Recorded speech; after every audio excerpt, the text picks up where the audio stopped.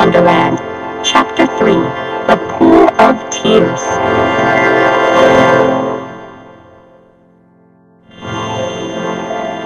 Things are getting stranger by the minute, Alice said as she kept growing.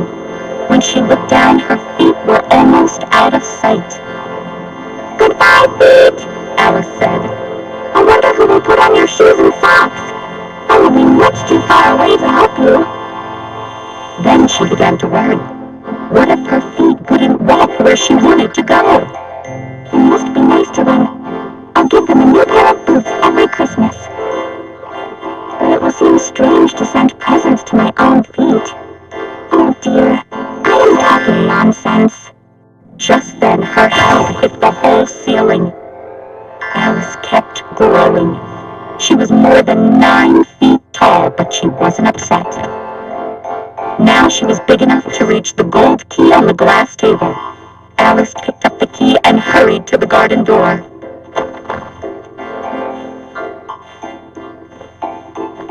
Poor Alice. She was so big.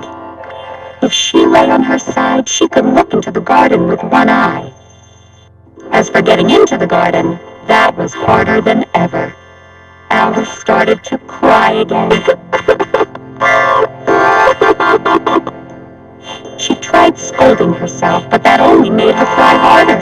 Alice cried buckets of tears.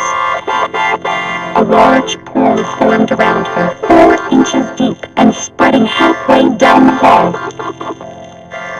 After a while, Alice heard footsteps in the distance.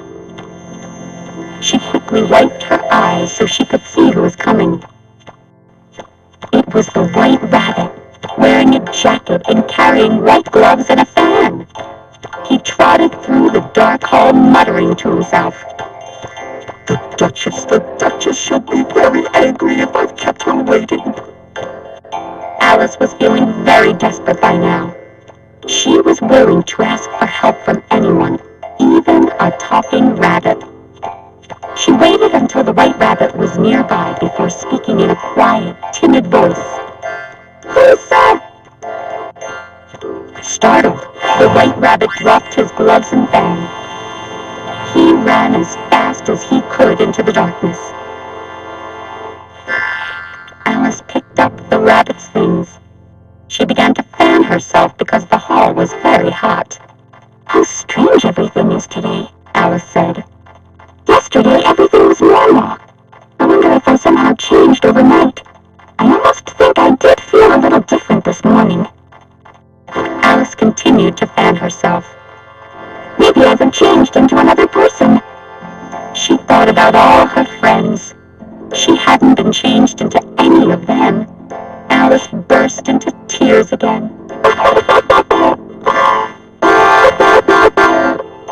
I wish Charlotte would look down this rabbit hole and call my name.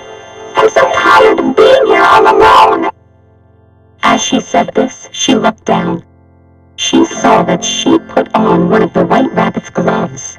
How can his glove fit me? It must be shrinking again. Alice ran back to the table and stood next to it for comparison. She decided that she was about 2 feet high, and she was continuing to shrink. It must be the fan, Alice said. She dropped it to save herself from completely disappearing. That was a narrow escape. And now for the garden. Alice ran back to the garden door. But it was locked again, and she didn't have the key. She searched the hall and found the key on the glass table. How did the key get here? Alice looked up at it in despair. Things are worse than ever because I've never been this small before. Just as she said this,